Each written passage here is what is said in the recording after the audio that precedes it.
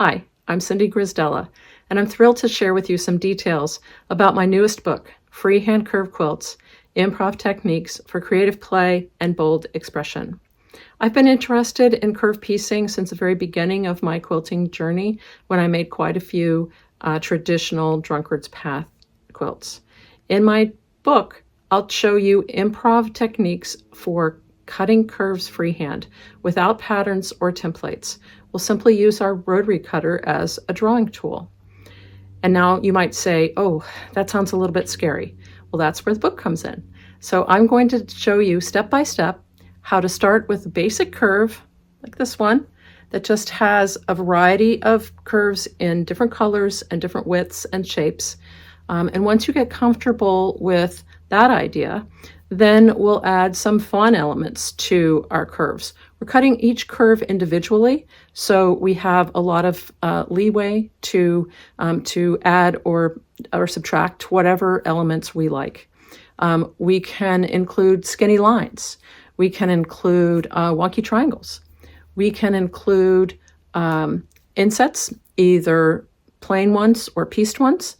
We can include fried egg curves. What's a fried egg curve, you might say? The book will show you how to do it. And confetti pops, that's often a favorite. Plus many more kinds of curved piecing ideas. The interesting thing about doing this improvisationally is that each block doesn't have to be the same size. Some of these blocks behind me in this quilt, this is the cover quilt of the book. You see that there's no matching here. Some of these blocks are the same size, so we use coping elements, different kinds of coping elements to put them together so that they fit and so that they're interesting. This book is a little bit different than my previous two books, Artful Improv and Adventures in Improv Quilts, in that it focuses almost all on curves, as the title suggests. So I do share with you some ideas about free motion quilting or not free motion quilting with wavy cross hatching, other kinds of things that you can do to enhance your own design. I also share with you a separate chapter about how to create an improv medallion using curved piecing ideas plus other improvisational techniques. You might say, well, that sounds pretty traditional, but improv medallions can be improvisational as well, and it's a lot of fun to try. Let me show you a few more of the ideas and concepts that are included in the book. This quilt is called Twist and Shout. It uses a variety of grays, brights, and a pop of various low-volume black and white prints. We have pieced insets here. Here are the fun confetti pops, and you see bold, wonky triangles here at the bottom. These checkerboards are coping strips.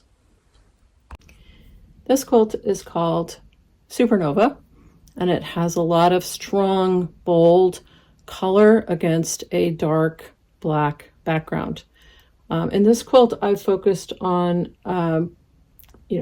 plain basic curves, but also skinny lines in this gold that go in very different places in the quilt to create movement and energy, and also these straighter confetti pops with angel wings.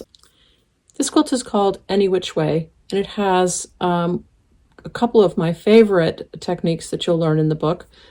These pieced insets are a lot of fun. They're tiny little compositions that are made from scraps left over from making the blocks themselves. And this is the fried egg curve, which is a lot of fun to make and is another thing that you will learn in Freehand Curve Quilts. I hope that you will be inspired to take a look at the new book and see how you can make your own original freehand curve quilts without patterns or templates. Enjoy!